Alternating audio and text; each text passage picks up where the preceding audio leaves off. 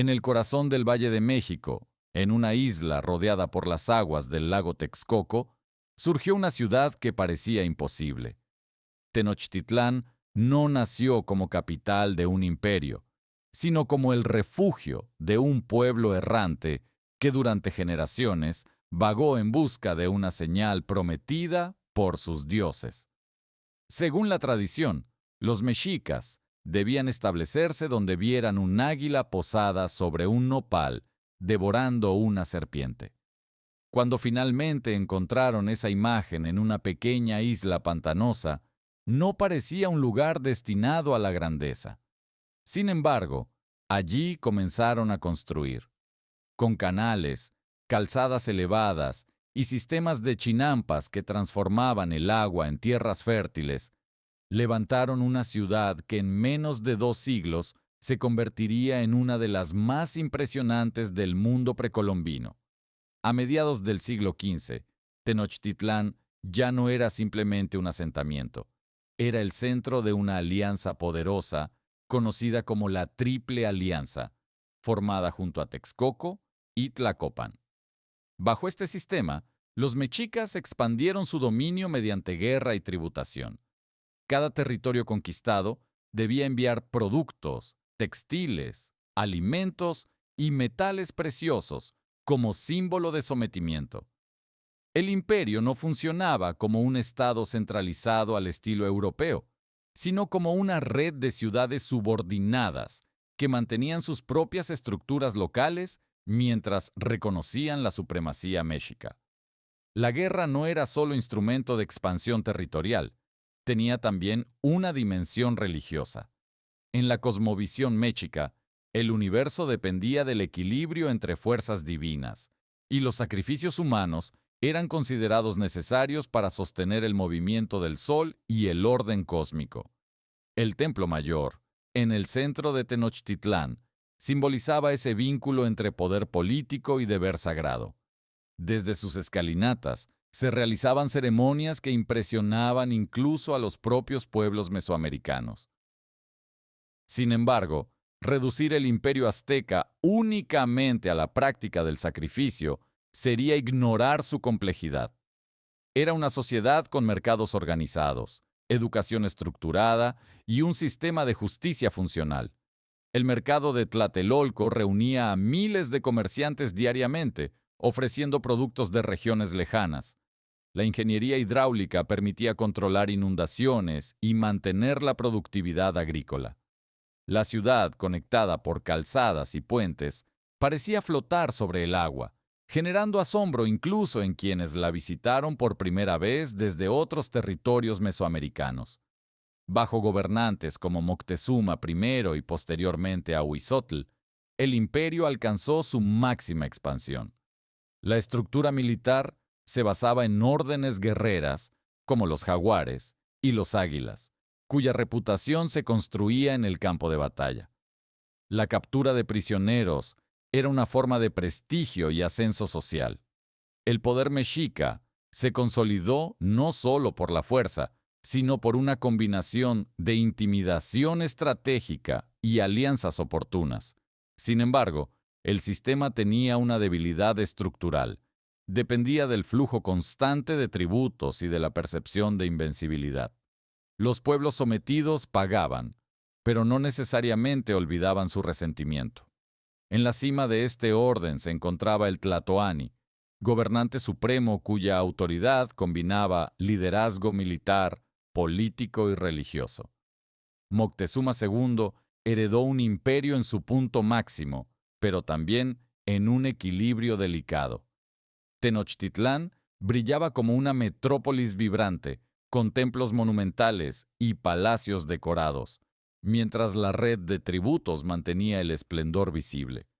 Sin embargo, en el horizonte se acercaba un evento que ningún sacerdote ni estratega había previsto: la llegada de hombres provenientes del mar, portadores de armas desconocidas, caballos y una cosmovisión completamente distinta.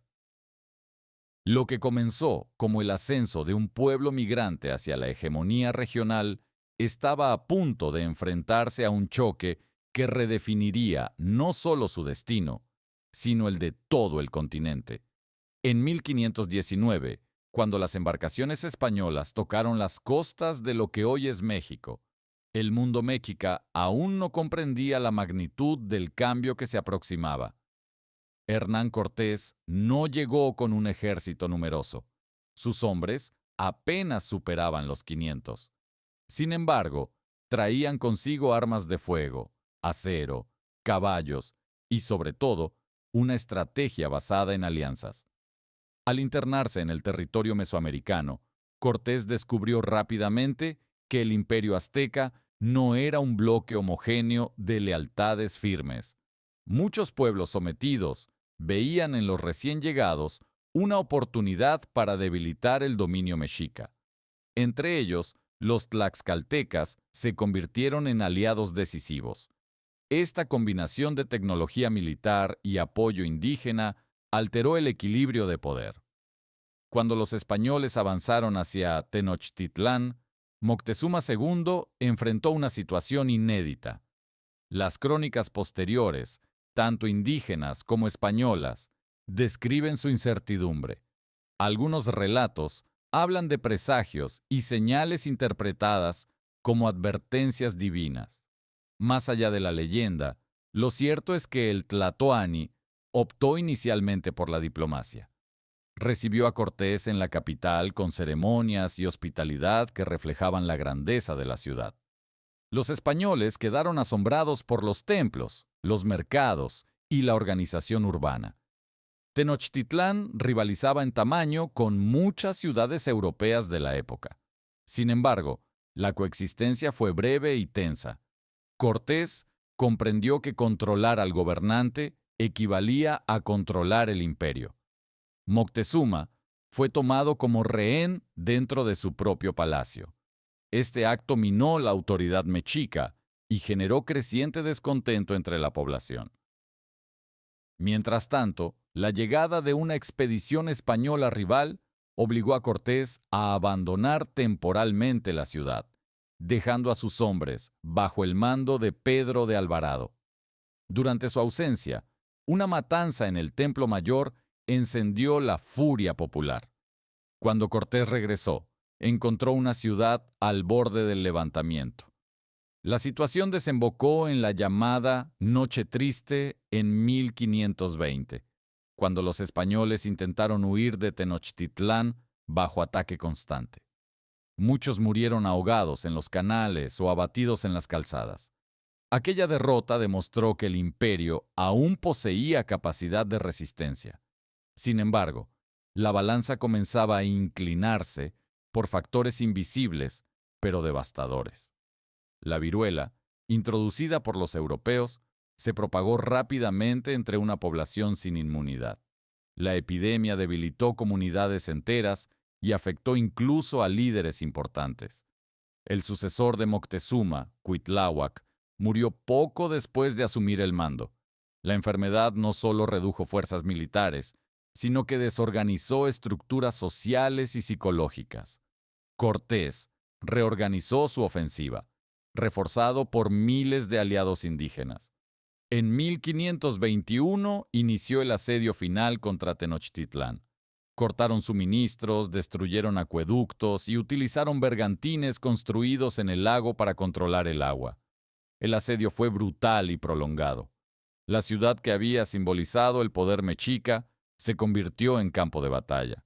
Hambre, enfermedad y combate constante devastaron a la población. Finalmente, en agosto de 1521, Tenochtitlán cayó. El último tlatoani, Cuauhtémoc, fue capturado. La Triple Alianza dejó de existir como estructura política dominante. Pero la caída no significó la desaparición inmediata de la cultura indígena.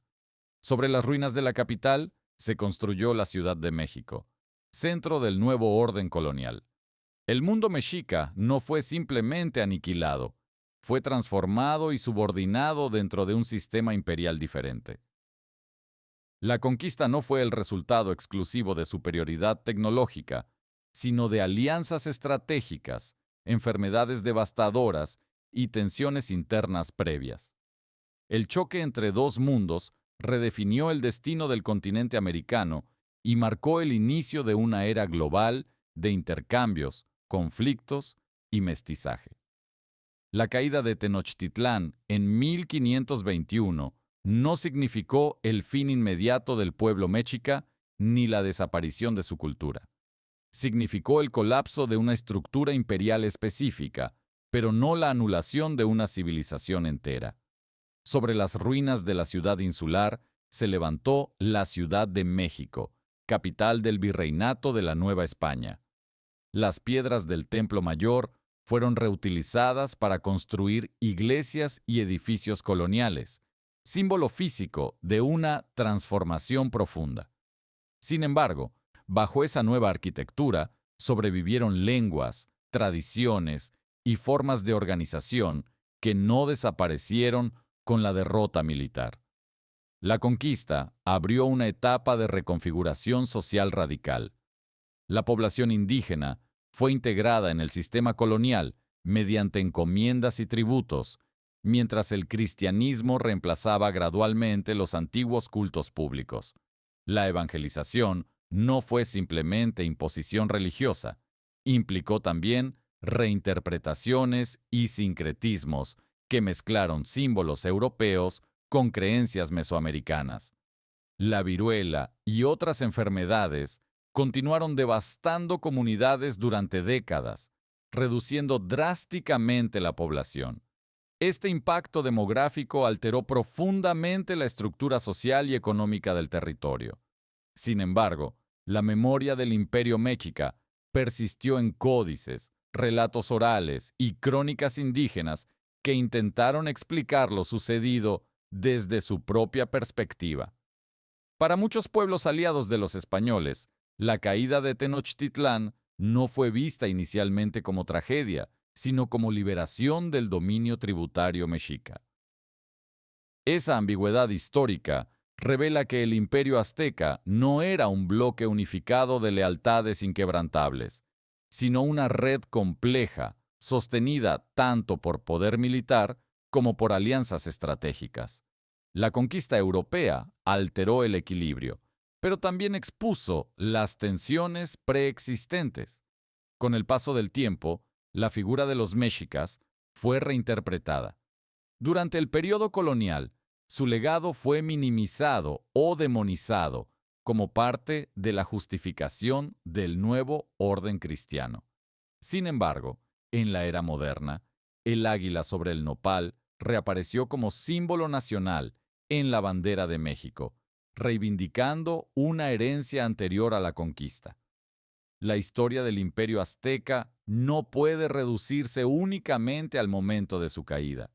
Fue una civilización capaz de construir una de las ciudades más impresionantes de su tiempo, desarrollar sistemas agrícolas innovadores y articular una cosmovisión coherente que integraba política, religión y guerra en un marco simbólico unificado. Su organización urbana, su red de mercados y su ingeniería hidráulica demostraban un alto grado de sofisticación. La imagen simplificada de un imperio definido exclusivamente por el sacrificio humano ignora su complejidad estructural. Al mismo tiempo, tampoco puede romantizarse sin reconocer la dureza de su expansión y el peso del tributo impuesto a pueblos subordinados. Como muchas potencias históricas, combinó brillantez organizativa con coerción. El choque con Europa fue un punto de inflexión irreversible. La conquista marcó el inicio de un sistema global que conectó continentes de manera permanente, inaugurando intercambios culturales, económicos y biológicos de escala planetaria. El mundo mexica desapareció como imperio independiente, pero su legado cultural se integró en la identidad posterior del territorio. En ese sentido, la historia azteca es tanto una narrativa de ascenso espectacular como de transformación forzada. Desde una isla pantanosa hasta una metrópolis dominante y desde el apogeo imperial hasta la conquista, el recorrido mexica refleja la fragilidad del poder y la rapidez con la que puede cambiar el equilibrio histórico. La caída de Tenochtitlán no fue solo el fin de una ciudad, fue el inicio de una nueva era para América. Y aunque el imperio dejó de existir, su memoria continúa influyendo en la identidad y la historia del continente.